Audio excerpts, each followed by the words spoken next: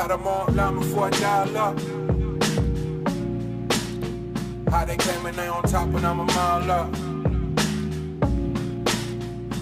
I had them online before I dial up. How they claiming they on top and I'm a mile up.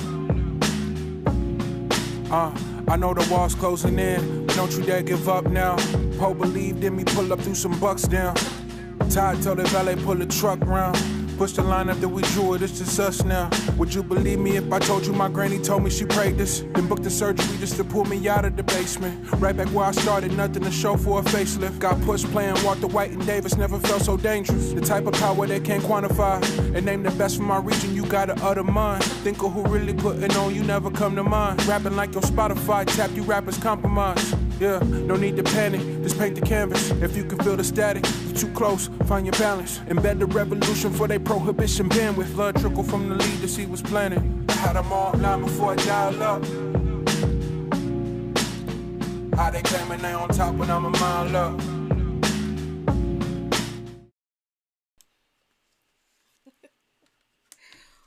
We are live, folks. Hey, everybody. We're live, folks. Hey, everybody. Thank you for joining us this evening. Apologize for the few technical difficulties we've been having, but we're really glad that you guys have joined us. This is Jackie Lukman. Along with Baba Lukman, and good evening and welcome to the special edition of Coffee, Current Events, and Politics in Lukman Nation.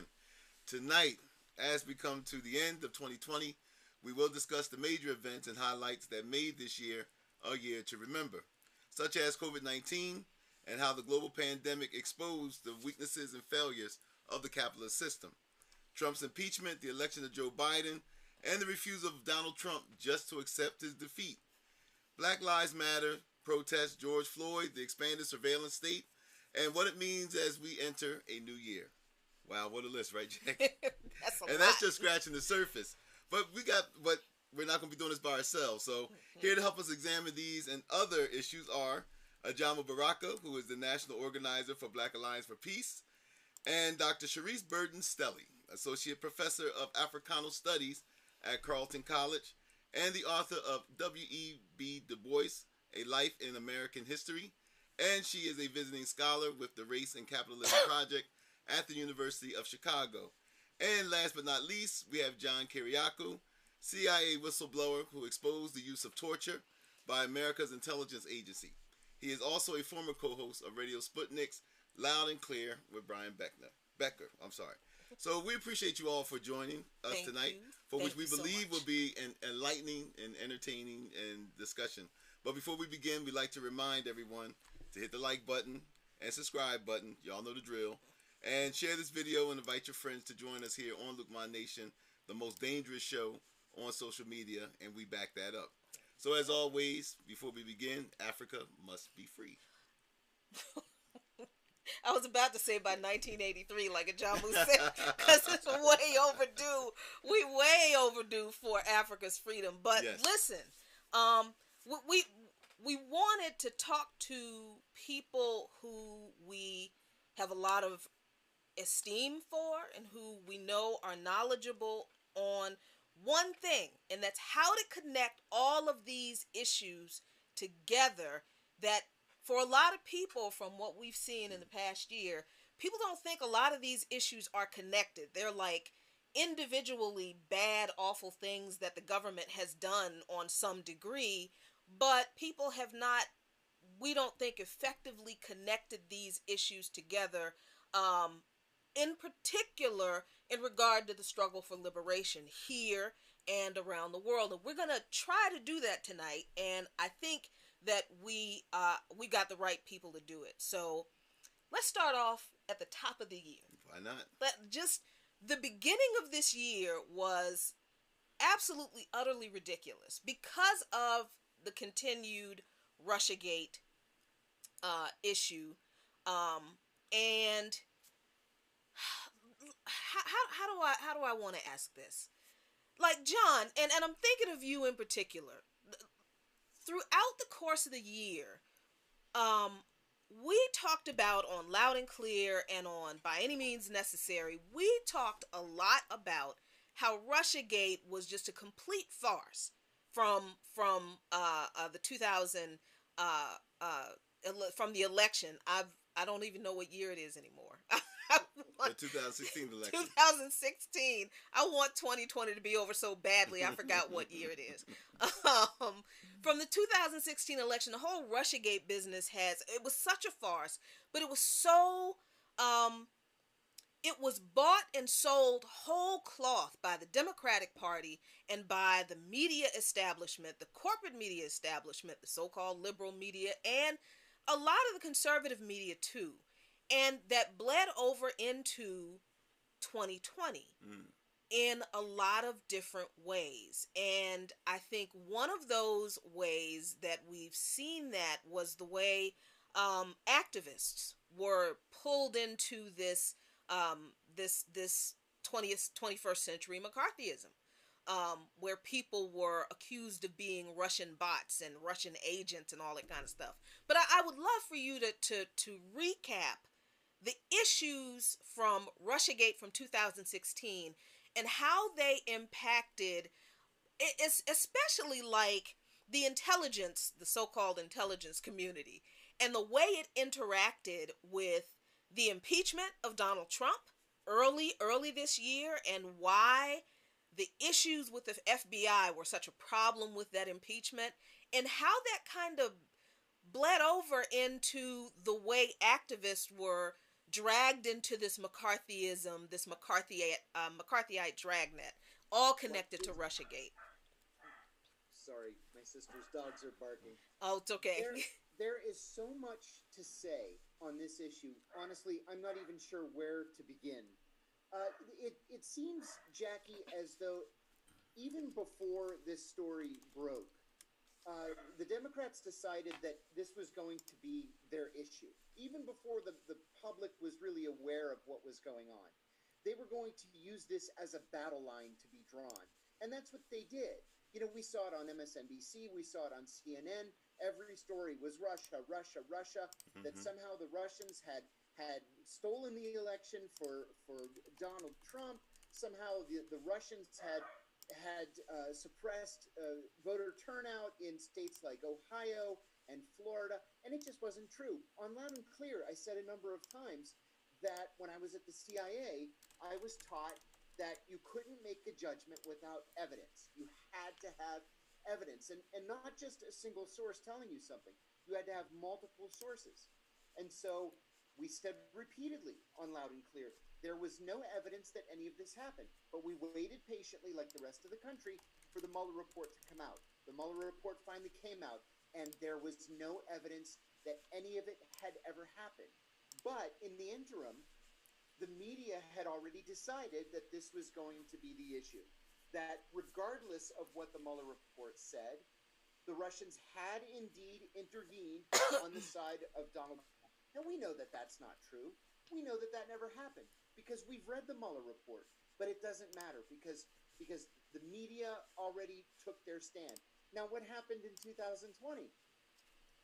Where the Democrats a year ago were calling Mitch McConnell Moscow Mitch and saying that Donald Trump was in the pay and under the control of Vladimir Putin. Now the Republicans are alleging that the Democratic Party is under the pay and control of the Chinese Communist Party. Right. It's moved to the realm of farce, where none of it even matters anymore because it's so outrageous. It's so ridiculous. It doesn't make any sense. But most people, at least people who are members or followers of the two major parties, don't care. But John, let me ask you a question, a follow-up question on this. Is the fact that it still persists even now. Here we are at the end of the year, and it seems that this whole Russiagate thing has morphed into now the Russian hacking. We just heard the story, about a couple of days ago, this major breach of different government systems by Russia. And so it seems to be, morphing into something really major. Not only the United States being attacked, but also the EU, systems in the EU being attacked. And there seems to be this worldwide assault, cyber assault, allegedly by Russia, which when I first heard it, John, I said, man, this is like an act of war. My question is, who benefits? Because this has to be, why are we still, first of all, at the end of 2020, still dealing with this Russian boogeyman? But in the end, who is benefiting from this? Or what Frankly, is benefiting from it? nobody's benefiting from it because there's no upside to it. First, let's look at it this way. You have to look at the government's language very, very closely.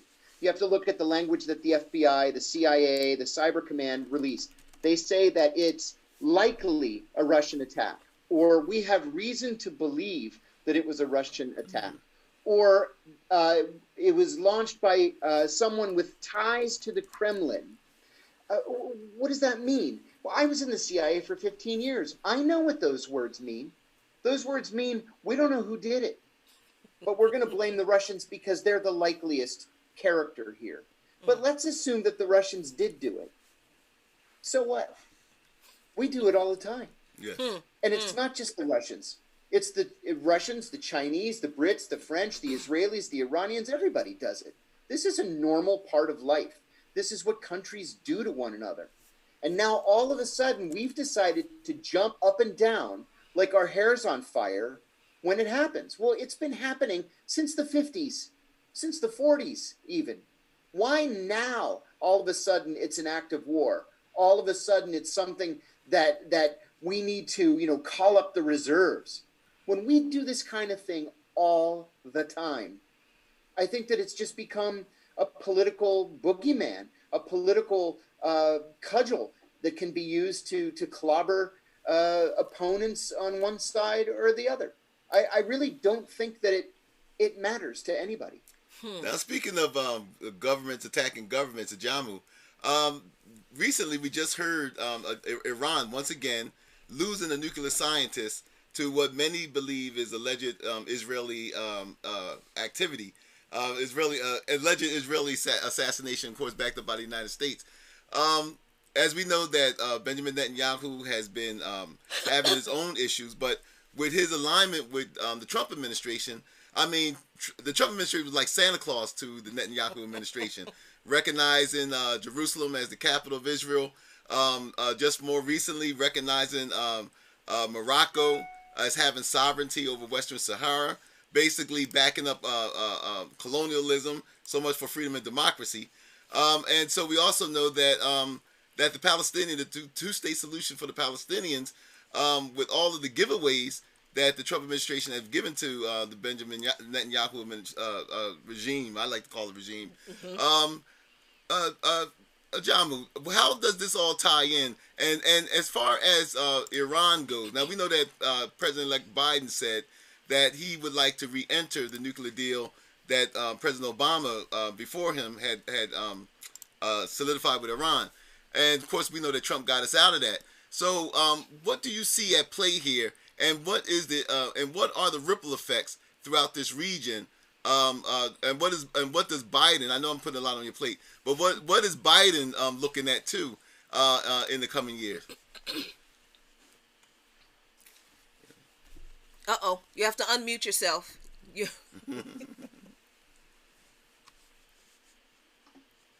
Yeah, I was saying that I'm actually going to assume even more for my plate because I wanted to comment on the very important question you raised with John. Okay. Before I get to this other very complex set of questions, issues that you raised with the Middle East and Israel and everybody else, I think one way we have to think about and look at this Russian Gate situation is you raise the question, in whose interest was it? I kind of think that it was a very successful exercise and that it did benefit the interests of the state, the interests of the neoliberal class that never relinquished complete control of the state, even while Donald Trump sat in the White House. Because what it achieved was a conditioning process that resulted in people accepting uh, the media, um, taking on the responsibility of determining what would be so-called facts, and suggesting that not only would they identify certain facts, but that they would provide an interpretation of those facts, and that those things should not be questioned. It justified the big tech companies under the guise of public safety and upholding the integrity of the democratic process to engage in content censorship and for people to call for even more. It was a very, I think, one of the most frightening, in some ways, and effective ideological weapons unleashed on the U.S. population in many, many decades. So, the real winners and the interests that were advanced, in fact, was the state and the neoliberal politicians and the rulers in general. So, it's something we have to take a look at because it's going to be with us going forward because, they understand that we are in a battle of ideals. And they understand the precarious nature of this current situation with the almost veritable collapse of the U.S. economy, the deepening crisis of capital, both in the U.S. and globally, the social contradictions that this is in fact generating. And so they need to have some mechanisms in place, effective ones, to be able to manage and administer the society. And this ability to be able to impose a kind of ideological conformity on the people. Now that they have moved all of us to these social media platforms, to be able to then determine what will be the range of acceptable ideals and analysis, information, should be a troubling development for anybody who's concerned about trying to maintain some degree of space so that we can try to change consciousness. So I just wanted to say that first and hope we can come back to that because it's a very, very important definitely conversation. On the situation, this kind of is related to, what's happening with your question around what's happening with the Middle East and the policies of the U.S. administration vis-a-vis the Israeli state. Because again, we have a normalization of a relationship in which the Israeli state has been given a full advantage to be able to advance its interests, even when it's detrimental to the interests of the U.S. state, without any kind of opposition or even sometimes questioning. There was a time that U.S. politicians would pretend to want to put pressure on the Israeli state because they were expanding settlements and all of that. They were pushing the mythology of the fiction of this two-state solution. But all of that now is out the window. I mean, who cares about two states? Mm-hmm. It's all about it's all about supporting the Israeli state. No matter what kind of crime they may engage in, no matter what kind of crimes against humanity, no matter how many Palestinians they shoot and maim, how many houses they blow up. If you raise questions of the Israeli state, then you are opening yourself to the possibility of also being branded as a anti-Semite. Right. So, all of these issues are connected because they are reflective of a certain kind of ideological orthodoxy that is now the new norm that all of us are supposed to adhere to. And if we don't, then basically we are opening ourselves up to the possible negative political consequences. Now, Ajamu, I do want to go back to what you said at the beginning about the Russiagate hysteria, because Dr. Burton Stelly, you wrote a book about W.E.B. Du Bois, And we know, because, we do love our history over here in Luqman Nation. And, we understand that Du Bois was one of many black activists. I feel weird even calling Du Bois an activist. He was so much more than that. But he was one of many prominent black leaders who were advocating for black folks against, ultimately in his career, against capitalism, against this American exceptionalism and imperialism. And he was subjected to this communist Red Scare kind of attack, as was Paul Robeson and so many other black activists and other, labor activists. This was a common tactic in the history of struggle, liberation struggle, labor struggle in this country, for the government to accuse folks fighting to be free of being communists. And I'm wondering how you are seeing the way this Russiagate trope bloomed like this poisonous flower in 2020, almost exactly, just with a new digital form, the way we have seen it play out in history. Yeah, well, so the other interesting thing to note about the persecution of Du Bois is that he was indicted as a foreign agent of the USSR for peace activism, right? So when we think about anti-communism and when we think about red baiting, it is a way to censor and to undermine all different kinds of counter-hegemonic struggles, from internationalism to anti-imperialism to anti-colonialism to peace activism. And so when he was indicted, it was like as an agent of a foreign power. Everybody knew that tacitly this was the Soviet Union. And so we can see the ways in which, because Americans know nothing about history and as such can be manipulated to believe any old thing, there's no fundamental difference in the American imaginary between the USSR and current day Russia. Not least because anybody who offers any type of counterweight to the United States becomes the enemy, right? And anybody who takes on a quote unquote line that's consonant with the enemy of the United States becomes anti-American, un-American, subversive, and dangerous. And we also see the way in which this narration has operated in relationship to the uprisings that were happening starting, May 25th, because we heard this discourse of outside agitator. Mm-hmm. Outside agitator is very much akin ideologically to foreign inspired, right? Foreign inspired being that one is ultimately acting on behalf of a foreign power, whether it be that one shares any type of ideological resonance with, contemporarily, it's China or the USSR. Previously, it's basically any socialist or even non-aligned country. The interesting thing is the United States is supposed to be the arbiter of freedom and democracy, but the discourses that are disciplined as antithetical to U.S. national security, peace, right? Economic flourishing, self-determination, sovereignty.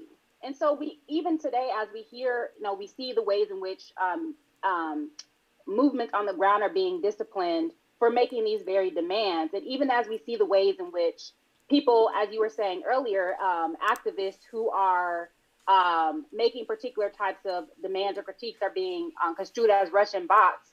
Again, as I said this line earlier, but as Mark Twain said, history doesn't repeat itself, but it rhymes. And the communism and the USSR, now Russia, has been this durable specter of destabilization and this durable specter of sort of counter-hegemonic or dangerous thought. And we continue to see that today, not least with this current sort of phantasmic Russian cyber attack.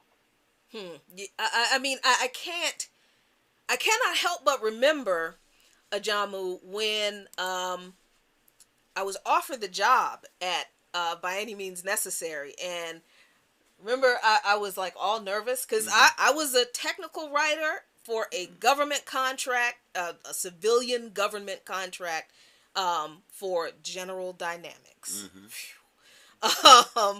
And I got offered the job at Sputnik, and I was like belly aching to you, and you were just like, I don't know what your problem is. I don't understand what kind of decision you need to make, but I know you got to go through your process, so I'm just going to be here for when you finally make up your mind.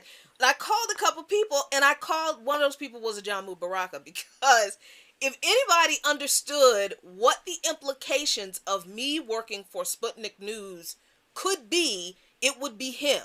So, I mean, we had to have that talk, and I seriously had to have that thought process. We had to have that conversation. Mm-hmm. What happens if we're out here and we're doing what we love to do, and we are engaged in community activism and doing other things, and then we get tagged as Russian agents?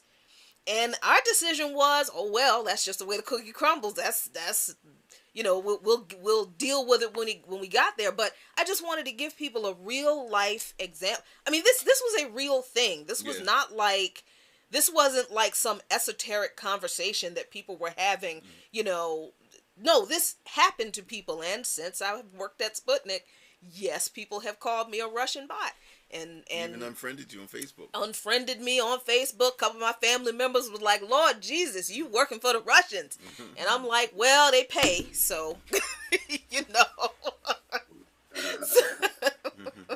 So, but you know what? No, it's very serious. It is. Yeah, it is very serious. But Ajama, you also brought up the issue of the Middle East that has been an enormous issue for many reasons this year. And John, I want to circle back to you, because the so-called intelligence community has always, this whole, you know, radical Islamic terrorist business and this, you know, oversized, outsized threat to Israel that's always used to justify U.S. foreign policy and money going to not just Israel, but to clandestine operations that continue to keep Middle Eastern countries destabilized. And even though a lot of that part hasn't been as upfront and center in the news, I mean, has it ever really stopped? I mean, since the revolution in Iran in 1970, what was it, 78, 79. Yeah, I mean, we think that because the media doesn't report, you know, the CIA or the NSA or you know, not the FBI, but, you know, all these secretive alphabet agencies, the news isn't reporting that they've got their fingers in other countries' affairs. But, I mean, like you said, this is what we do all the time, and it's not just spying. Not we, the U.S. government does all the time, and it goes beyond just spying and hacking into networks. What is the extent of U.S. interference, in particular, in the Middle East, and how did it manifest itself this year that was really troubling? Well, it's blanket coverage is what it is. I would call it interference. You just called it interference, and it's literally in every country in the Middle East, and not just the Middle East, but all over the world. I want to add first to something that Ajamu said. Just today, the traitor Jonathan Pollard, who was working secretly on behalf of the Israeli government, was flown to Israel on a private jet owned by Sheldon Adelson after being released from federal prison, and was greeted at the airport by Benjamin Netanyahu. Let me add one very short anecdote. On my very first day at the CIA, January 1990, we were briefed by a handful of leaders, CIA leaders. It was all these 300 new employees in the CIA auditorium. One of those leaders that briefed us was the CIA's director of security. And he was explaining to us what other countries do when they're here in the United States. Mm-hmm. He said, you know, we're all focused on the KGB and the Chinese and the Cubans, etc. He said the Israelis, and mind you, this is 30-year-old information, 31-year-old information. The Israelis had 2 declared officers in their embassy. A declared officer is where the foreign government comes to us and says, these are two intelligence officers undercover as diplomats. They're here to work with you in a liaison relationship, right? There was one from Mossad and one from Shin Bet. And there were 189 undeclared Israeli intelligence officers scattered all across the United States to steal military secrets, right? Spying on U.S. defense contractors, spying on members of Congress, infiltrating think tanks, things like that. So imagine us doing that, but in every single country in the Middle East. Wow. And that's the relationship that we have with those countries. Now, we couch it in terms of a counterterrorism relationship now post 9/11. But really what it is just U.S. control of that country's foreign policy. It's no accident that Bahrain opened relations with the Israelis, that the United Arab Emirates opened relations, that Morocco opened relations, that the Sudanese are considering opening relations. It's because we're forcing them to do it. Right, right. Yeah, Wow. yeah. I mean, and I don't know which one to go to first, but I'm glad that you brought up the issue of Bahrain normalizing relations with Israel, because they weren't the only Arab nation to do that. And it seems like antithetical that an Arab nation would normalize relations with a country that is actively oppressing, abusing, and committing genocide against not just Palestinian Arabs, but also Palestinian Christians and other groups of people who are not Israeli, you understand, who are not citizens of Israel. But this goes farther than Arab nations moving toward this very weird kind of move. But Ajamu, I would like for you to explain why that's being done, and why some African nations are also normalizing ties with Israel, and what does it get any of them? Well, that's a good question. I think that what we've seen is the consequences of power politics under a strongman regime under Donald Trump. And he had an agenda. The agenda was basically to take advantage of what appeared to be popular slippage for the Palestinian cause, and to rearrange or reconfigure the diplomatic relationships of many of these states with Israel. It was to facilitate the process of making it very, very difficult, even if the U.S. was to begin to gradually withdraw more from the region, for Israel to end up being isolated. So it is a complicated short-term strategy that it's not really going to result in, I think, what they're looking for, especially with the way in which international relations are moving, with the growing prominence of China, the moves being made by Russia, and the growing strength of a number of other states in the global South. But it is a very slick move in that, you are providing an opportunity for Israel to not only extend its diplomatic relationships, but also its economic relationships. And Israel has a long history on the African continent.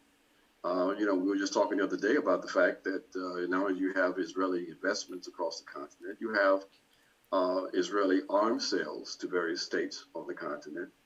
And Israel has been involved in training military forces and police forces on the continent. So, and we won't ever forget the fact that one of the strongest supporters of the apartheid regime in South Africa was, in fact, the Israeli state.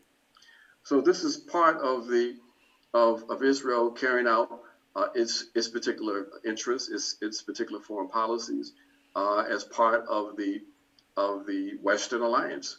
And so, we see how this unfolds as we go forward, but it is a very dangerous situation for many of these states that have made this move to align with Israel, because it's not getting a lot of press in the West, but many of these states have some serious internal political issues. They have. I mean, you mentioned Bahrain, for example. We have to remember that there was a very powerful pro-democracy movement in Bahrain that was violently suppressed by the Bahraini authorities with the assistance of the Saudis after a green light was given by the Obama administration. Mm-hmm. So, there's instability is something that's facing many of these same states that have strengthened their ties with Israel.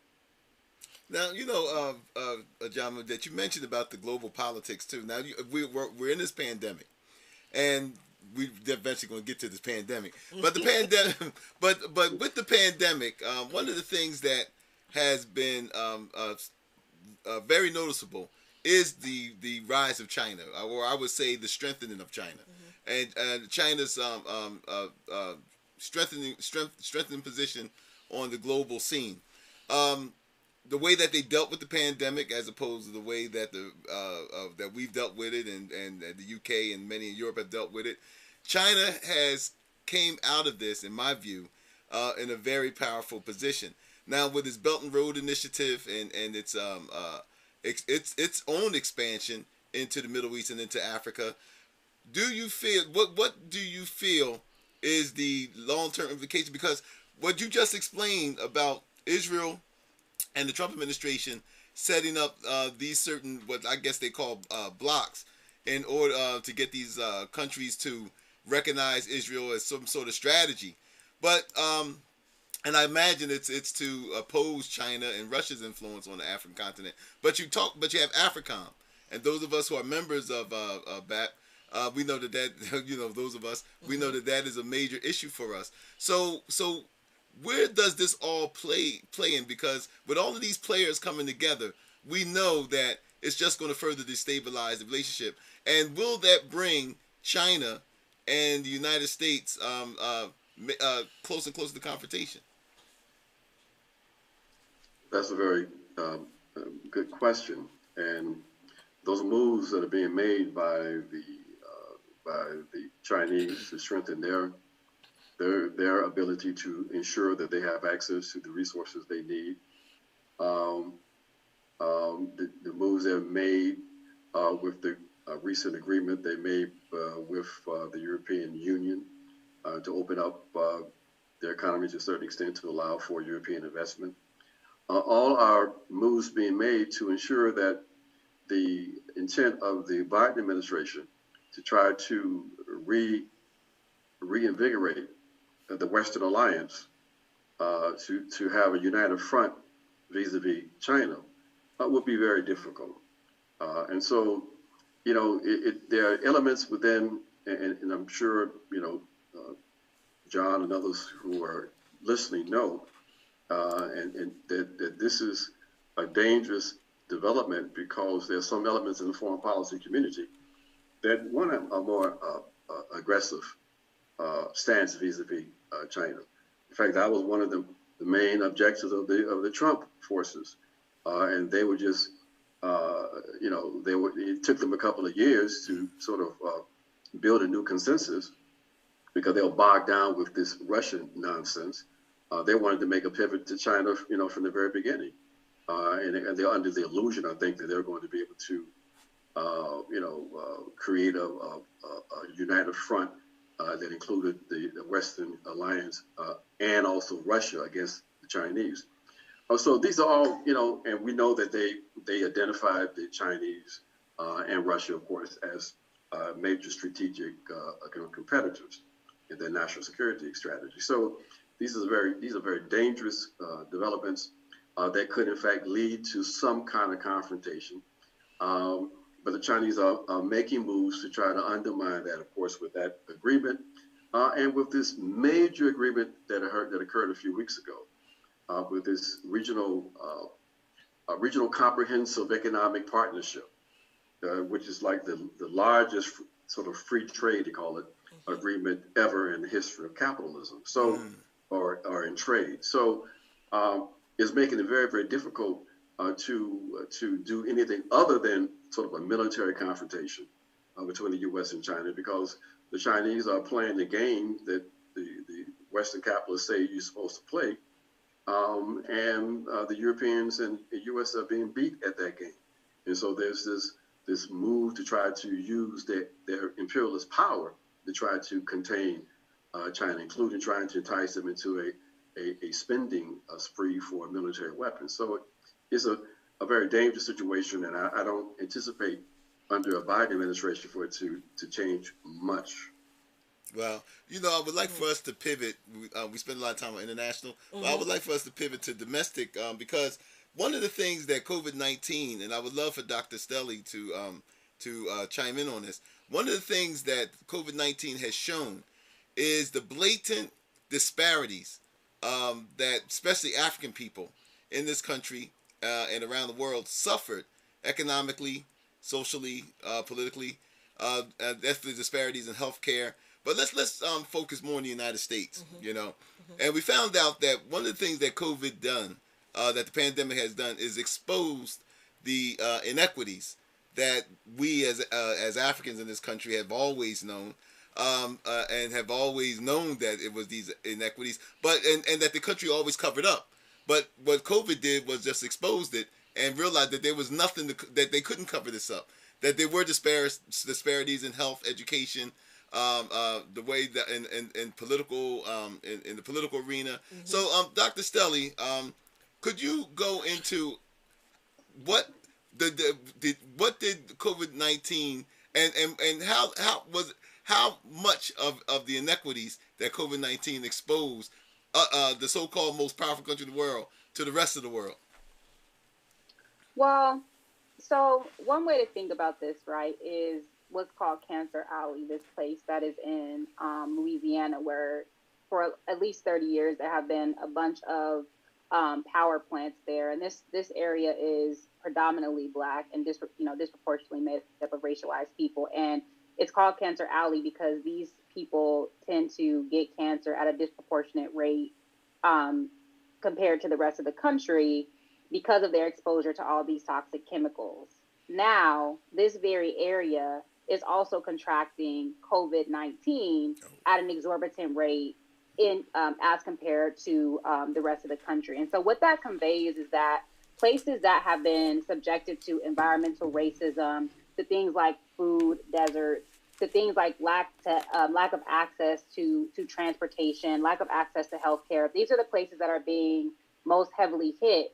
And these dispossessed areas tend to be areas where racialized people, especially Black people, are. And so there was a study, for example, in Chicago, where that compared the infections in Inglewood to infections in Hyde Park. And the Inglewood is where there's a lot of a concentration of racialized people, Black people in particular, and a concentration of poverty.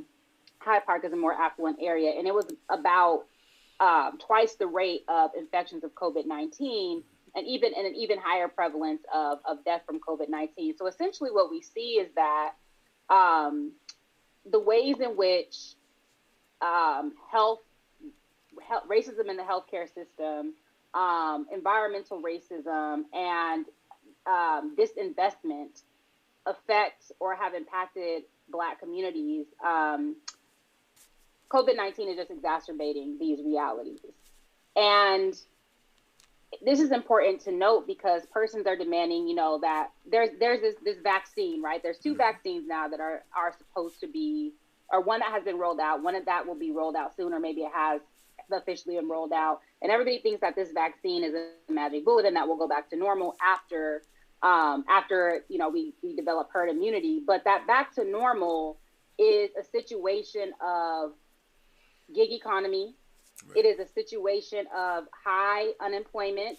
It is a situation of structural unemployment for a large majority of the Black community. It is a situation of precarious housing, which now is going to result in massive houselessness. And so the only thing that COVID-19 did was exacerbate and accelerate and heighten those contradictions that were already there.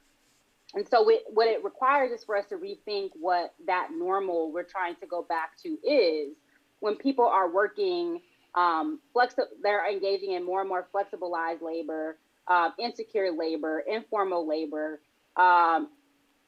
these forms of work that don't afford health care, that don't afford any type of social safety net. And this is what we're trying to go back to. And so what COVID-19 presents is an opportunity to really do something different theoretically.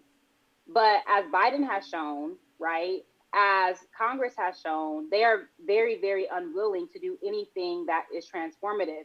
They're trying to simply implement stopgap measures for ordinary people while they're pumping billions and trillions of dollars into the stock market.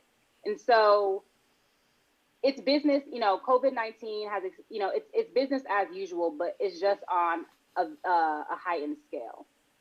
But Dr. Burton Stelly, Trump said that he did more for black people than any other president before him. That's what he said. And yeah. I don't understand how, if Trump was able to perpetuate an unemployment rate among black people that was the lowest that it's ever been, that black people are still disproportionately affected by the, COVID-19. And I'm having a really hard time maintaining that sarcasm, because it just, this whole year, Dr. Burton Stelly, I have been so just enraged by people. I know people are like, she always angry, so that ain't nothing new.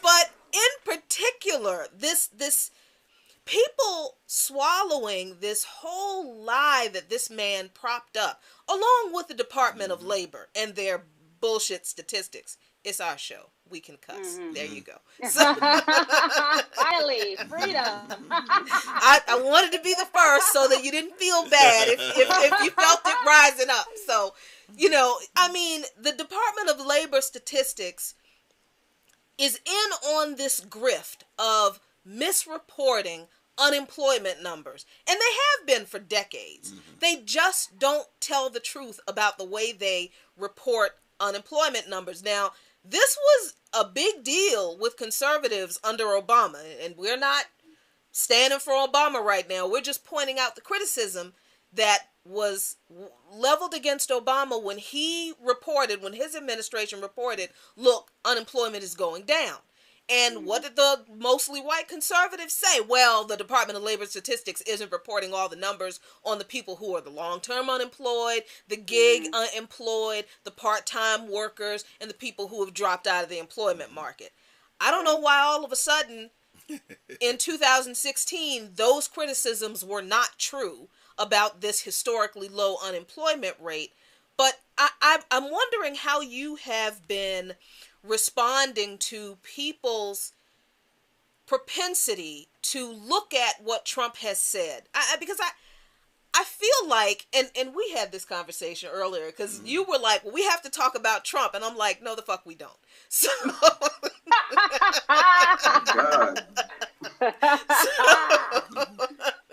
because these are not Trump problems, but I recognize that people's focus is on him because, he's the latest boogeyman, and he was very uncivil about his stuff. But this idea of Trump's narrative about doing so much for black people and the opportunity zones that he set up and the black czar that he put in place that wound up getting fired. Who Omarosa, the black czar. Oh, why you bring up? I forgot about her. Yeah, she was the black czar. Remember? Oh my God! That just brings up a whole another bunch of questions that are not polite at all.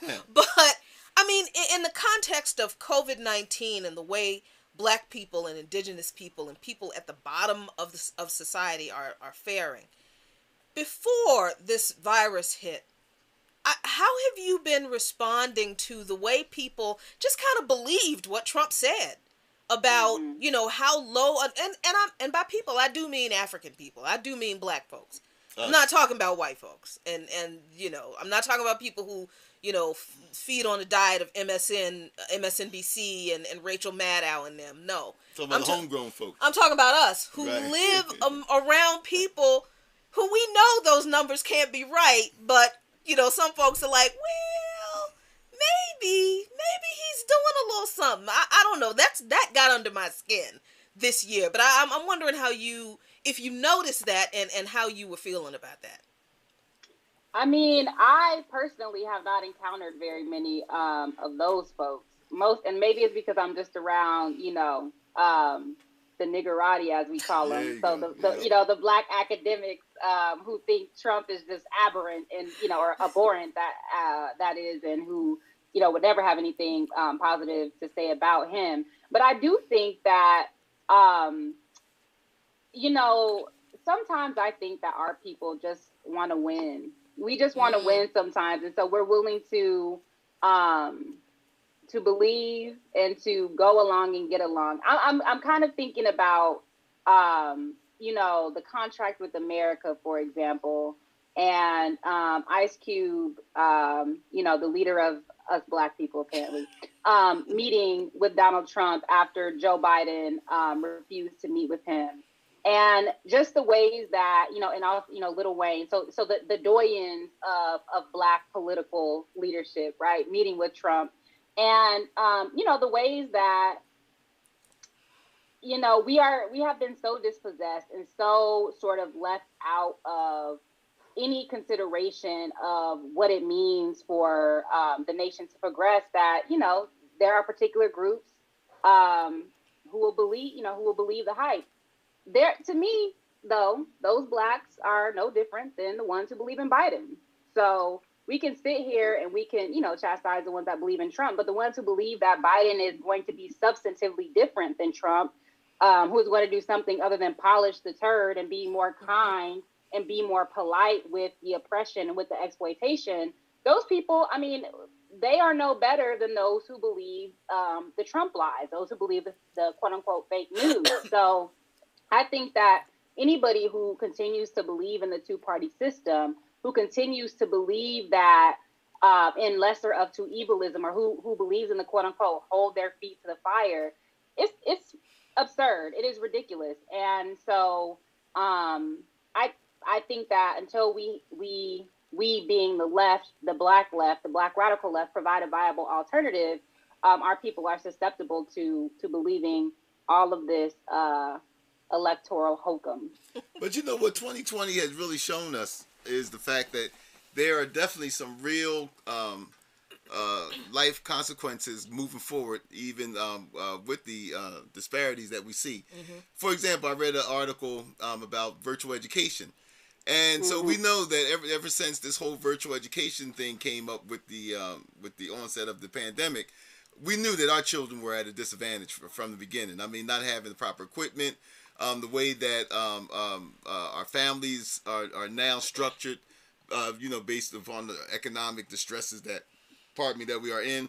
So a lot of children couldn't even get online. And so I read this article where it says that more wealthier parents, they want to keep the virtual teaching going on because they benefit more. They get better services. I think that this is something that I would like all three of you guys to take a shot at. Number one is the fact that we know that moving forward, our kids are already at a disadvantage when it comes to education in the age of this virtual learning. Also, now you have school systems that are really talking about giving these kids in the so-called underserved areas the new computer equipment. Now, I'm concerned about, and I'm glad we have John here. I'm concerned about the expanded surveillance state. Extremely. Right. Yeah. As opposed to giving our kids all of this technology. But again, does this actually strengthen the surveillance state?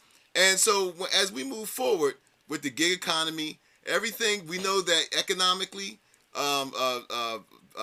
racialized people, and I like that, Dr. Stelling, I'm going to start using that racialized people are at the bottom of all of this.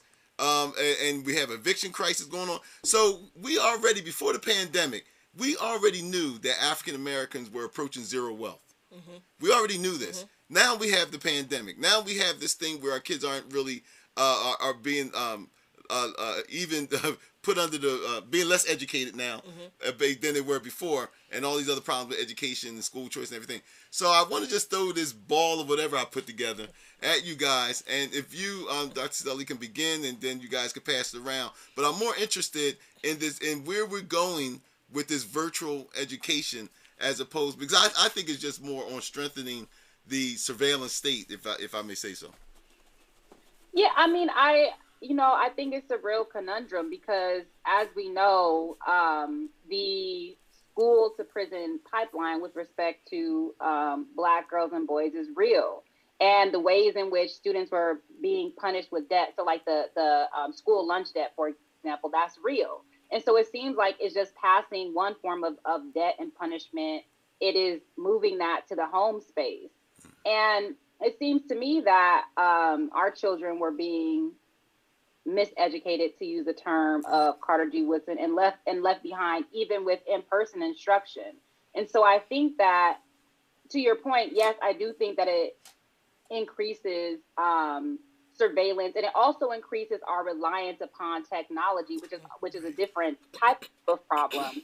But I wonder if it also presents an opportunity for building alternative education models for our children, so that they can be educated well in terms of curriculum, in terms of pedagogy, in terms of cultural orientation, as well as in terms of having a particular, being sort of, the other thing too, right, is that like 90% of public school teachers are white women. Right. And I don't know. So I think that the education system in general is problematic. And it seems like there's a different set of problems that are presented if we stay online.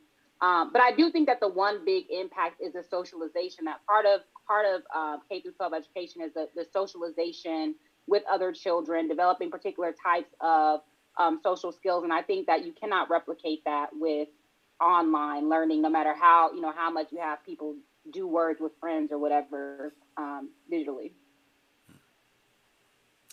Yes, Jamu, you want to take on? This is. Yeah, this is. I mean, we're facing a real crisis, and you all started the show with in January with the impeachment of Donald Trump. This crisis we are facing now is one of the major issues that has emerged in 2020. The beyond the Trump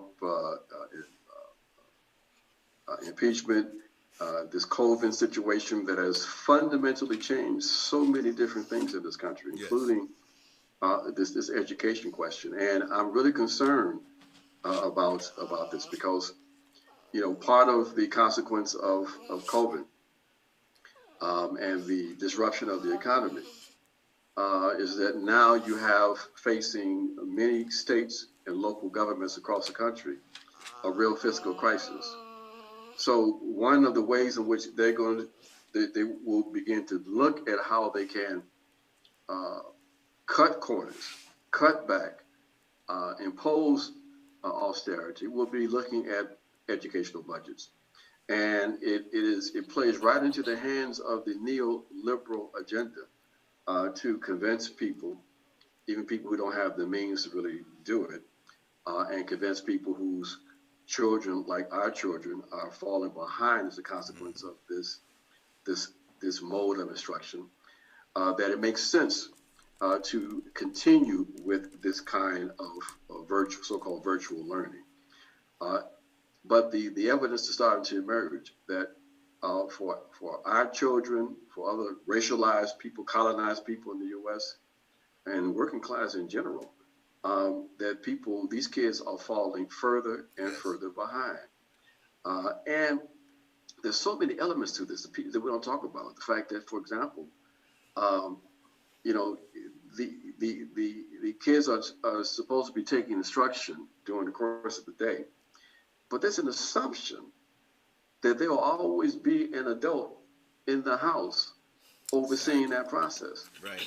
where for many of our folks, that ain't really happening. Mm-hmm. There's a whole lot of teachers who understand their students and who are not going to bust people, but they know that these kids are at home by themselves because, I would say mom and dad, but, in most cases now, is mom who is at home who has to go to work and leaving, maybe the 12-year-old in charge of the other two kids, And so it's a real crisis that we are facing, real social crisis that we are facing as a consequence of this COVID and the inability of the state to really address the real needs of the people. So, this educational crisis is just one aspect of the general crisis that we are going to be dealing with going forward, coming out of 2020. That from COVID to militarism, to the real commitment we know is coming down the pipe to more intensified police repression and war. These are the stories that emerged in 2020 that we are going to have to deal with in 2021 and going further. I mean, I'm really concerned about this whole educational situation. Yes, yeah. The teacher shortage that we know is coming also because teachers are leaving the profession. Mm-hmm. We got to figure this thing out. And you know what, John, the issue of the surveillance state in education in particular, Dr. Bertoncelli raised a great point that I hadn't even thought of that I think is a really, really important point, because the expansion of the surveillance state itself is a huge, huge issue and was a huge issue in 2020 in regard to impeachment and this whole FISA court business that people, I don't think, understood how serious it was, what the FISA court did and what it meant to the failure of the impeachment, why the impeachment failed, but also what it meant in regard to another example of the lengths that American intelligence agencies will go to pin something on you if they want you bad enough. But then this issue, John, of the expanding intelligence or surveillance state in education in particular. I'm wondering if you have any thoughts or insights on that, and especially as I'm thinking of like Betsy DeVos and the school choice and school privatization push, and the push to get people to go back to school during a pandemic with no policies to support retrofitting classrooms for safety and those kinds of things. I'm wondering if you have any thoughts on that, John. I'm certainly not the expert that Dr. Bertoncelli and Ajamu Baraka are, but I have a couple of thoughts. Mm-hmm. First of all, they're absolutely right. Disadvantaged communities, especially Black communities and Native American communities in the United States, are further disadvantaged because of COVID. How do we even begin to assume, for example, that poor people have ready access to the internet? Even if their schools have the money and the wherewithal to provide iPads, let's say, or laptop computers, are we supposed to assume that all poor people have internet access? They clearly don't. Socialization is another thing. Kids learn from other kids. You learn to socialize, you learn to grow, you learn respect, you learn all these different life skills when you're with other people, not sitting, in the lobby of your building because that's the only place you can catch an internet signal. So I think that that this is a double whammy against poor people, this terrible COVID outbreak, and it's going to set them back even further.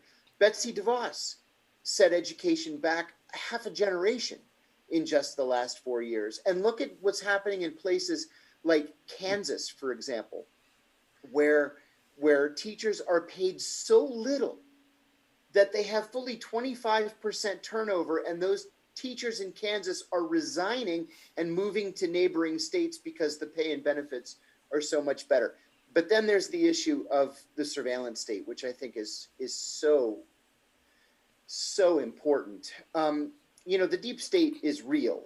You don't have to call it the deep state. You can call it the federal bureaucracy, right? You can call it the government. Yeah, call it the government, the state. The truth is that these are the people that make the government run from day to day. And they know that if they don't like a president or they don't like a president's policies, they just outweight that president. Because these people are in positions of authority for 20, 25, 30 years, sometimes longer. And presidents come and go during that period. And they know that when this president goes and the next president goes, they're still going to be in charge. And so that's why we've seen this constant expansion of the surveillance state, because there's literally no authority to stop them. Just last week, the chairman of the House Intelligence Committee finally came out and said, after all these years, that what Ed Snowden told us in the summer of 2013 was true. And what NSA was doing with warrantless wiretapping, warrantless surveillance, was illegal. And nobody's done anything to stop that. I mean, I'm glad you brought up the wiretapping issue, because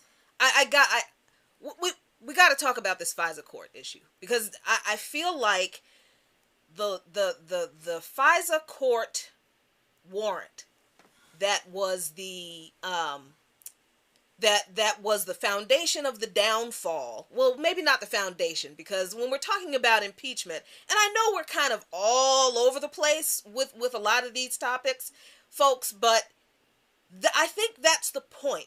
Everything that has happened in 2020 has seemed so unconnected and random, and it was just another, oh my God, what is going on? Really so chaotic. But, we're not here to say that all of this was by design. There's not, there's nobody, COVID was not created to create all of this chaos. Please, God, don't anybody put that in the chat. Please don't. But the response, the U.S. government response to these events, the Trump administration for some things and the Democrats for other things, and the Democrats in relation to this impeachment in particular, is indicative of how interrelated, interconnected, and how all of this impacted all of us, and it all will in 2021. And we talked about, John, in the context of impeachment. We're not going to sit here and go over, all the stupid reasons that the Democrats went after. This is just ridiculous. But the issue with the FISA court warrant in particular, I think, was really interesting, because nobody really in corporate media interrogated it for what it really was.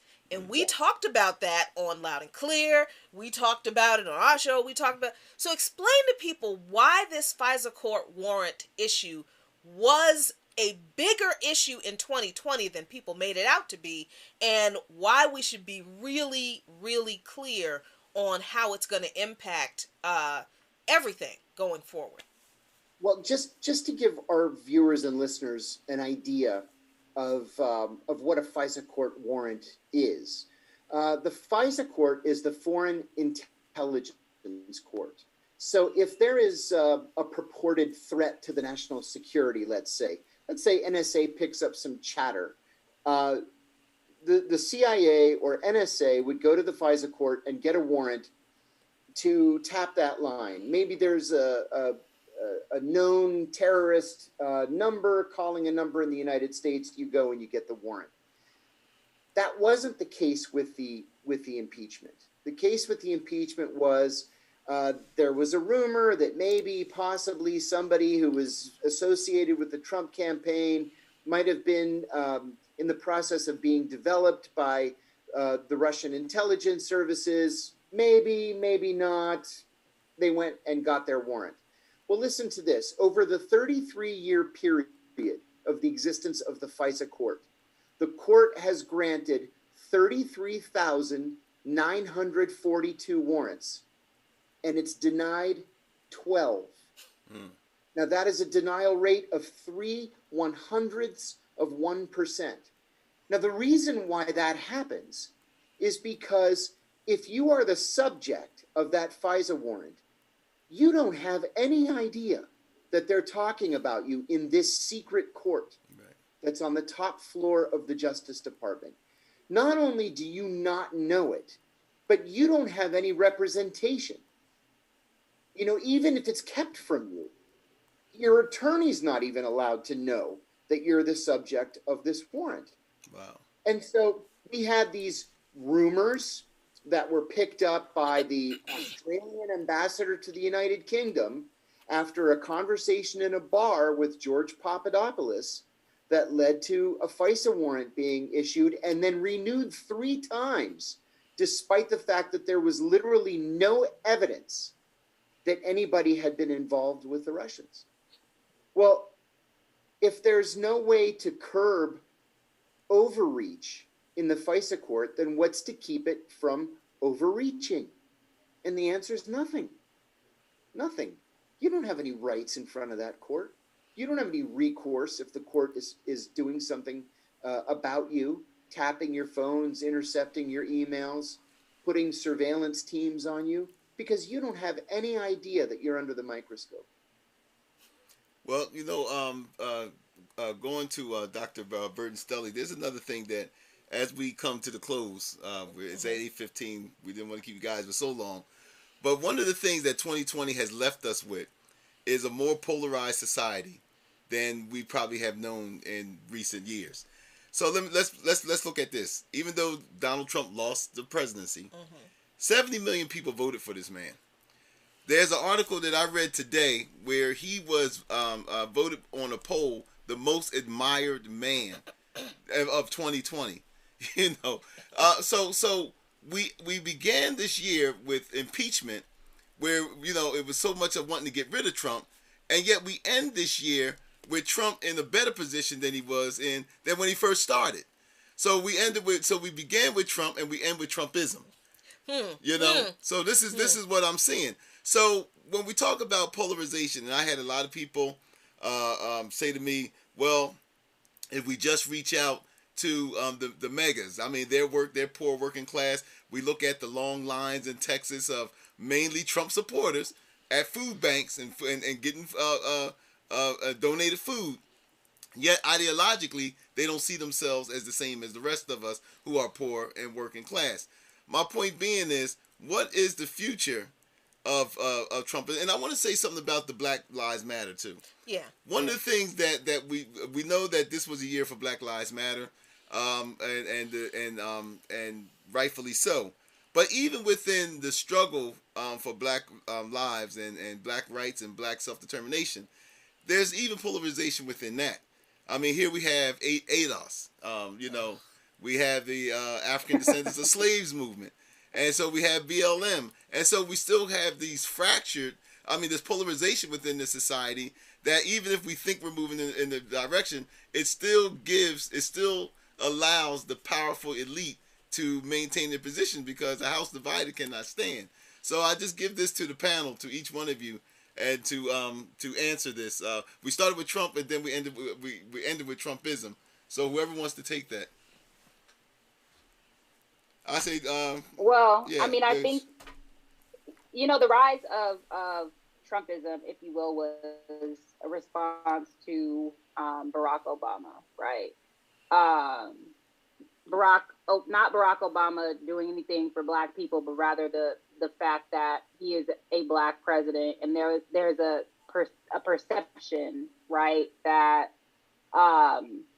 him being president somehow menaces the station of white people, which it not, right? It did not improve the conditions of Black people, nor did it menace the position of white folks overall. And I think, again, as we see, perhaps one of the reasons why we can see Trump being considered the most admired man is because of the way he really clamped down on these Black Lives Matter protests. Right? He represented a particular disdain and cruelty and violence against Black people, not only just Black people, but also poor people, also anti-racist people who were really struggling and who really had momentum to enact a particular type of change in society. And I think that people who have a perpetual fear of any sort of Black ascent, of any Black flourishing, really feel represented by Trump's repression of those movements, Trump's defense of property over Black life, right? So I don't think that we can discount that. I think that there are many other factors. I do think that, as we know, in times of economic crisis, fascism or right-wing populism tends to rise to the fore. But I think that especially, progressives and those on the left really do not confront white supremacy. Right. Like, we cannot get around that fact. There's always this idea that, white people are voting against their interests. Like I said this morning, white supremacy is one of the interests. Sure, it's against their economic interests, but this idea that they, so for example, most people want universal health care, right, across the racial spectrum.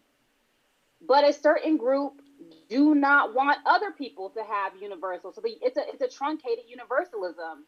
So it's one thing to want it for yourself, but oftentimes the other side to that is that you don't want other undesirables to have it. You don't want Black people to have it. You don't want immigrants to have it. You don't want other marginalized communities to have it.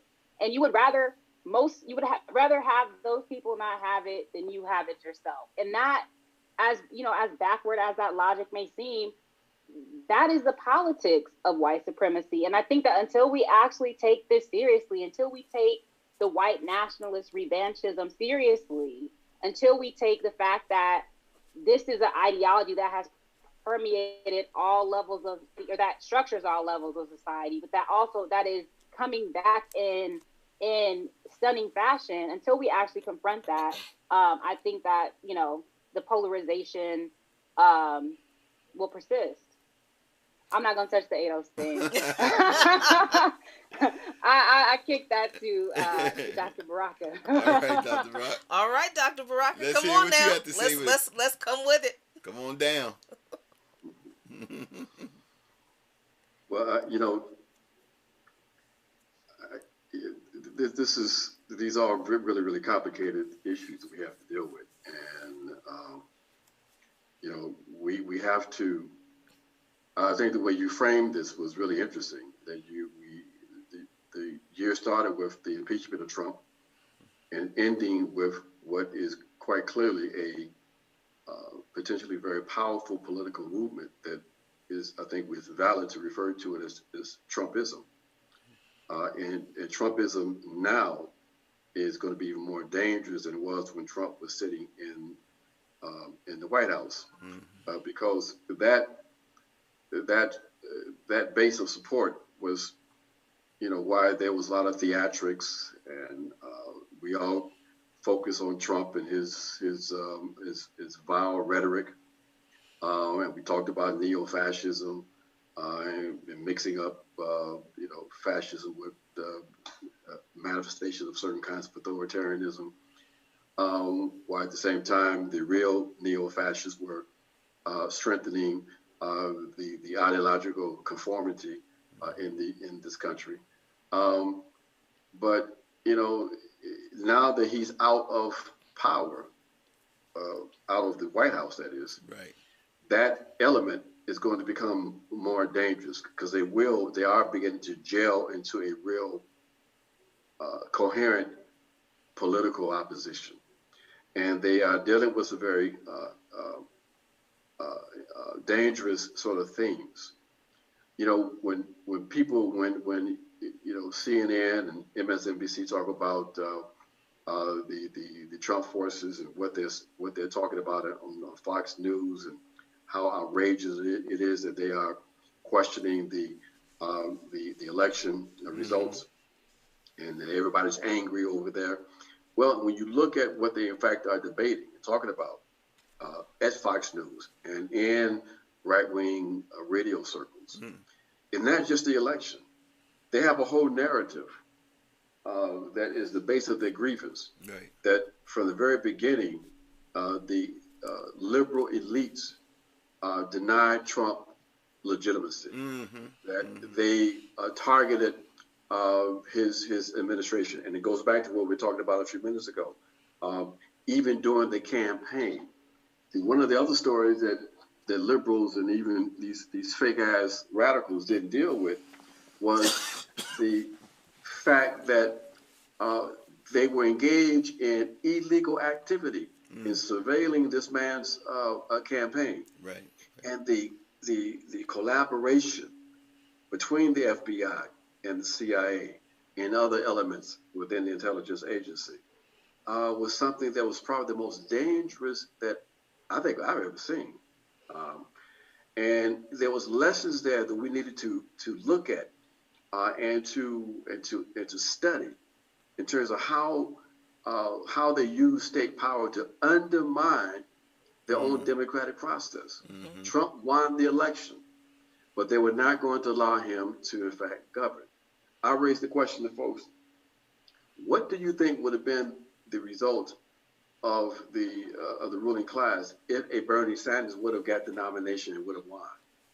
Wow. You know, what we see even with Trump was just will pale in comparison. If a Bernie Sanders, the one thing that Trump had going for him was that he unlike Barack Obama, who wasn't interested in any kind of populist movement. When they told Barack Obama to put up his cell phone, he did that. Their objective was to demobilize their base. Trump understood that the way he was going to survive, he had to keep his base mobilized. Right.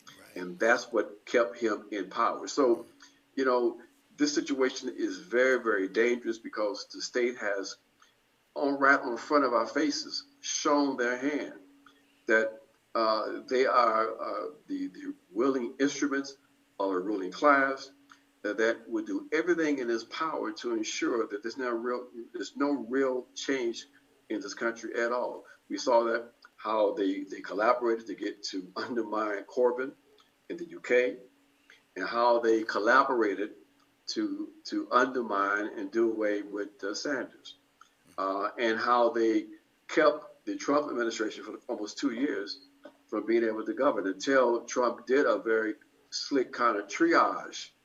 You know, he gave them the tax cut. He gave the neoliberal ruling element, who was situated within the military-industrial complex, you know, record budgets.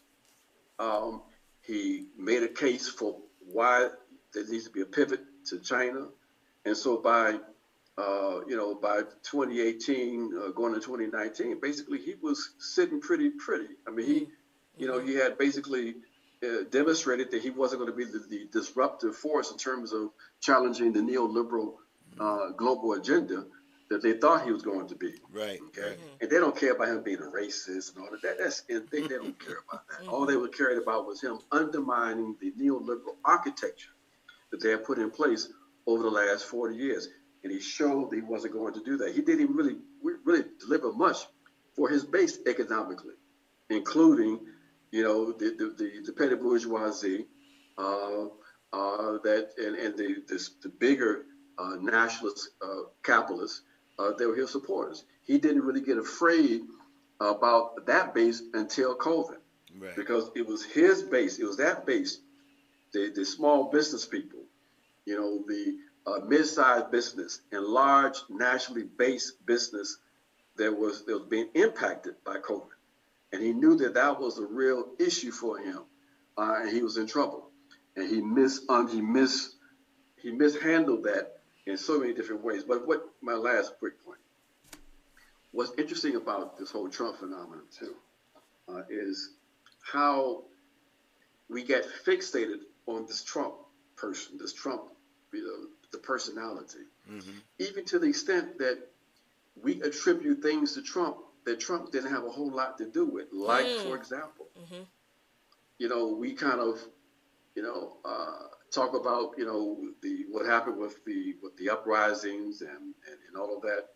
We got to remember that, the response to the protests and all that, these were local issues, Mm-hmm. and they were happening primarily in cities controlled by Democrats and black Democrats on top of that. Right. Okay.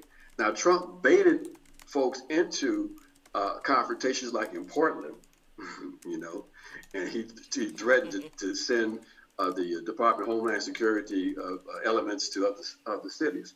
He was just BS. He was just bullshitting. Okay. But he did what he wanted to do. He baited them into that confrontation in Portland. Okay. In some kind of way, it got spun that the whole thing was about Trump. Right. Well, it wasn't about Trump. Right. And so this fixation on Trump, moved us away from keeping the focus on the system, the structures, the institutions, the continuity of the state. And that's why it was easy for the Biden and the neoliberal white supremacists to mobilize folks in order to win back the White House. Something they weren't interested in at the beginning of this year.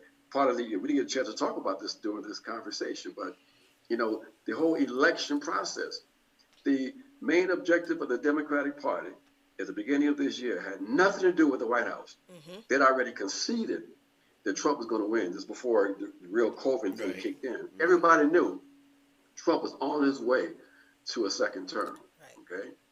We talk about the unemployment stats and all of that. Yeah. Mm-hmm. Yeah, of course, it was somewhat cooked, but the objective fact was they could claim the lowest unemployment rates in the last 60 years. Okay, so he was on his way until that COVID thing undermined him. So, they when that happened, then the Democrats discovered, we might in fact be able to win the White House. Right. Their main objective, and I'm closing now, was stopping Sanders. So, these are some complicated issues, and Trump is not going away. In fact, he has more influence, and it's a very dangerous situation we face in this country because we have no effective organized opposition to what is going to unfold, not only with Trumpism, but also with the intensification of repression that we know is coming down the pipe from the Biden forces. Well, I mean, we're out of time, but I don't want to. I want to give John an opportunity to give his input on this subject matter, and then Jackie, we'll go to our chat. Our chat is, as Dr. Ball said earlier, the chat is blowing up. So we want to see if there's any. If you all don't have a problem hanging around for another 10 minutes or so, we would. Cool. Yeah, that's great because we. You know how we do. We can sit here for 2 hours. Right. You don't want to do that, but But we don't want to do that. But John. Yeah. I'll make a very short point. Of course, everything that Ajamu told us is exactly true. And at the same time, we've watched the Democratic Party move farther and farther to the right, where people who call themselves progressives today were relatively conservative or right of center Democrats 30 and 40 years ago. And so most of my friends, at least who are truly progressive, don't really consider themselves to be Democrats anymore. They're Greens, they're Democratic Socialists, they're independent leftists. But the Democratic Party has moved so far to the right that there really isn't a home anymore for true progressives, not at least in the two main parties. Right. Wow. Yeah, I mean... And I think, what you all just said about all of these issues that we raised and why they're important to talk about in the same conversation, in the same context, because they are related and they are a representation of a couple of things, just like Ajamu said, the continuity of the state and the intention of the state to perpetuate its continuity regardless of who is in power. I think part of this is, the terrible strategy of the Democratic Party in continuing to completely ignore the people and the people in its own party to move it slightly left of center right where it is, to somewhere a little bit more humane, and to do that in service of the same system and same state. And you know, just the fact that, yes, Donald Trump is, he's a cartoon villain. He's absolutely like the guy who, Snarly Whiplash. Yeah, Snarly. He's absolutely like the Snarly Whiplash of politics. Yeah, he is. But he is not the villain. There is, I hate to say it because it sounds a little conspiratorial, a man behind the curtain, but the curtain is the system. Yeah, he's like a walking Thomas Nash cartoon. Yeah.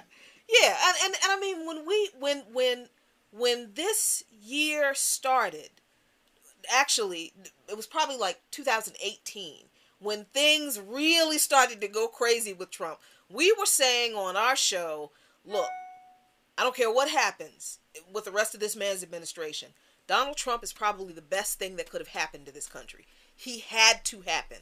There was, first of all, he was inevitable because of the way this country has conducted itself, what it is. But also, I don't think we'd be having these conversations about FISA warrants, John, and about, Arab countries and African countries aligning themselves with Israel. And we didn't even get to the conversation about silencing dissent when we're talking about standing up for Palestinians in the media and in academia. We didn't even get to that conversation. I don't think we'd be having these conversations interconnectedly if there were not the person of Donald Trump that kind of made it possible for all of these things to happen in the same administration with the kind of attention that they were given, because they had always been happening, but people didn't really care because it's just those crazy activists causing trouble. But when everybody made all of these things about Trump, then it was like this new horror that was supposedly going on. And I agree with the Jamu. These are conversations, there were lessons that we should have been learning about these things, but I think because they have been so complex, and as Dr. Burden-Stelly said earlier, the United States, we don't do history well. We have not been very good at having these conversations. But that's where political education comes in, and that's what we think is a part of our job. But the last couple of minutes, you all, thank you so much for your comments. Tanya Nixon Silberg said earlier, we were talking about communism. She said over 100 years of anti-communist and anti-Soviet Russian propaganda from the power elite make it appear tenable to masses of people. I mean, do you all disagree with that? That it's just the consistency over a century of the anti-communist ideology that's come from this government that just makes it like whenever somebody says, oh, the Russians did it and the evil commies, then people in this country are like, yeah, that's them. They're the problem. Yep. I think that's right. You go back to the Alien and Sedition Act, 1798. Then prior to anti-communism, there was the anti-socialism and the attack on Germans, and the attack on anarchists, and the attack on labor organizers in the 1850s and 1870s. So it's a long, long history of anti-radicalism. It's endemic in the U.S. state, right? Look at the Alien and Sedition Acts and look at what they were trying to control and what they were trying to repress. That's 1798. That's like a decade after the American Counter-Revolution. Well, yeah, and we also remember too that this recent COVID package, they had something about illegal streaming and yeah, and the threat to that unless Section 230 is done away with, then we can't get our own money back. I mean, just the connection of these issues. I mean, does anybody want to address the whole Section 230 business? Because I don't think people understand what that is and why that matters. But Jacqueline, I'm curious about you were saying how because we can't see the chats from here. But I'm curious about what are some of the things coming up in the chats that we might need to deal with these last few minutes. I'm curious about that. Yeah, the one was about the Facebook, Twitter, YouTube blocking articles that don't confirm mainstream propaganda. Let's see. Are there any questions in there? Yeah, there. Alex asked. This isn't interesting. Any opinions on the movement for People's Party versus the more classic Party for Socialism and Liberation? And I feel like this is a question about ideology. Like, Ajamu, how do we here in this movement parse through ideology of these different political groups?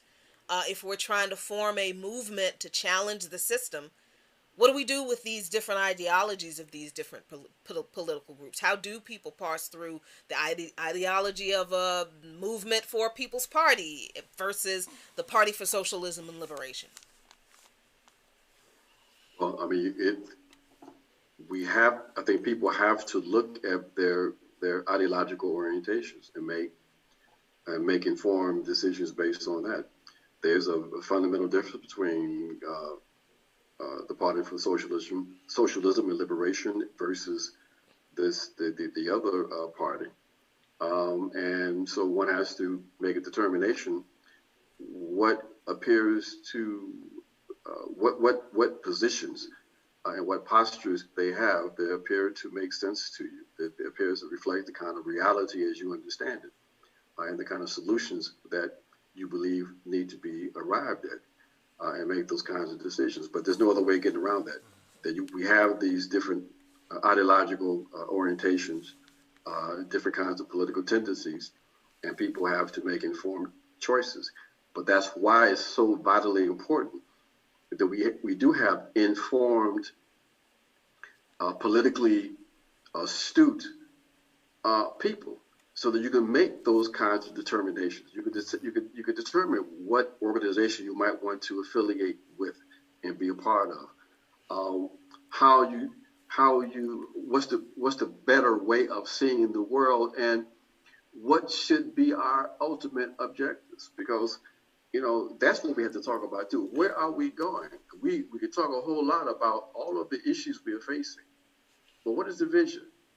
What is our understanding of the possibilities of us as human beings? How do we see societies being organized to reflect our potentiality as human beings?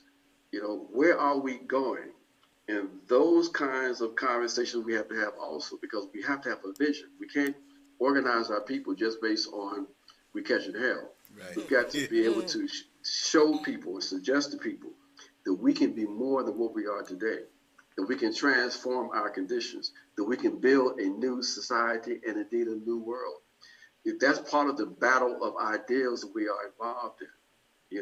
We are motivated not out of anger, we're motivated out of love, out of a commitment that we can in fact be more than what we are, that we can live in harmony with other people and with the earth. So we've got to talk about those kinds of visions also, because that's what's going to sustain a revolutionary movement. And that's one of the things that we do plan on doing in the near future. We always invite you guys to come back to help us with that conversation. But someone in the chat, Ajama, was thinking along the lines that you were thinking, and they said there was once, and I'm paraphrasing, but they said, there was a time in the civil rights movement where our situation here as black people were taken to the international court. What can we do to make rising powers like China and other rising powers in the 21st, in this going into 2021? How can we use that leverage with these other rising powerful countries to help us with our international struggle? I defer that to Dr. Burton-Stelly. She's been doing outstanding research on these issues that we've been involved in around peace, human rights, internationalizing our struggle. So, Dr. Burton-Stelly? Well, I think that, yes, so there is a long history of bringing, since the formation of the United Nations, there has been a history of bringing our struggles before that body. There was the National Negro Congress, the petition, the NAACP under the leadership of W.B. Du Bois presented a petition, as did the Civil Rights Congress. We charged genocide aside from that, when the Organization of African Unity was formed, one of the first things that they did was issue a statement against the treatment of African Americans in the United States. The context of tricontinentalism, of third worldism, and the new international economic order, these sort of multi-ethnic, transcontinental forms of solidarity are really important, because though it wasn't both the Soviet Union and China, but also the non-aligned movement, like the Afro-Asian solidarity, all of these blocs provide counterweight to the United States. We don't necessarily have that same counterweight currently, because even as China is a counterweight to the United States economically, but it does not provide the same ideological counterweight that the Soviet Union did, or that Cuba or Vietnam or these other sort of international blocs. So I think that it absolutely would be the case if the Organization of American States, if the African Union and these other multinational bodies issued a statement on behalf of not only struggles in the United States, but on behalf of other struggles like NSTARS, et cetera. I think that we do need to re-galvanize that international solidarity, because the United States has always been pushed to implement change. It will never do so of its own accord. And if there is no ideological and no sort of political counterweight, there is no incentive to do it. And it becomes even more important as I've said elsewhere, as U.S. imperialism reaches its asymptote, all of that violence is going to come to bear on the domestic population. And so we're going to need international allyship, whether it's Cuba, Venezuela, Iran, wherever it comes from, even China. I think that's absolutely vital. And I think that we can, Dr. Baraka, I don't know why he punted this one, but he talks about people-centered human rights. This is something that applies to everybody wherever we are located, right?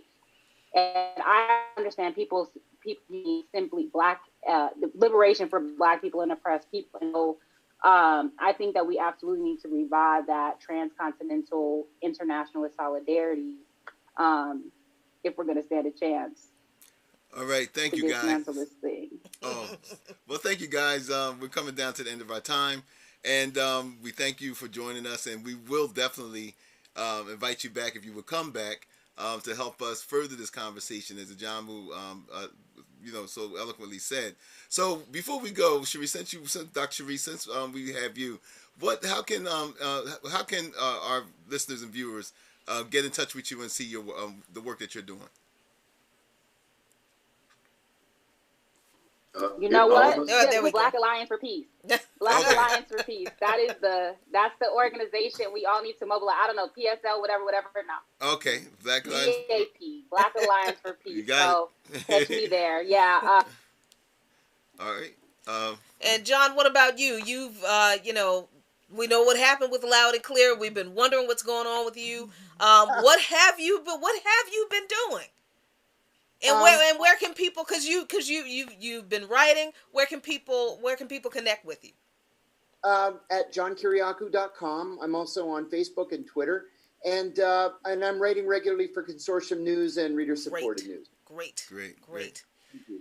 And Ajamu Baraka from the 24th Dimension. We throw out these inside jokes with our friends all the time on our streams, and people are like, what are they talking about? But that's one of the inside jokes we have with our brother Ajamu Baraka.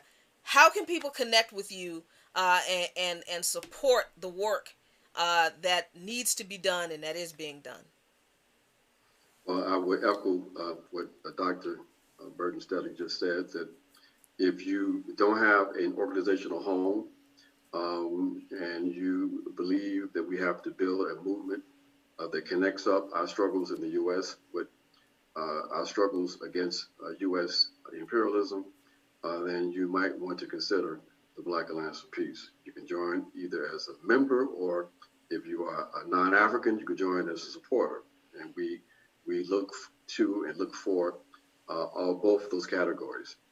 You can also, and I've been told to keep to do this, but I'm on Twitter. So it's at Ajamu Baraka. So it sounds so funny to say follow me, but that's what I mean. Well, listen, you all, thank you all so much for joining us on this very, very wide-ranging conversation tonight. We hope that for our viewers, for those of you in the chat, y'all raised some great questions, and for those who will watch later on, we hope that we made some connections to some of these issues that we thought we were blindsided with this year, but they're all part of this massive, this long ongoing struggle that we are engaged in for liberation in this country.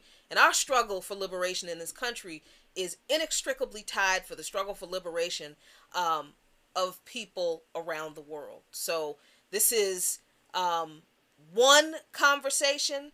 I hope that we will continue to have many, because the struggle continues.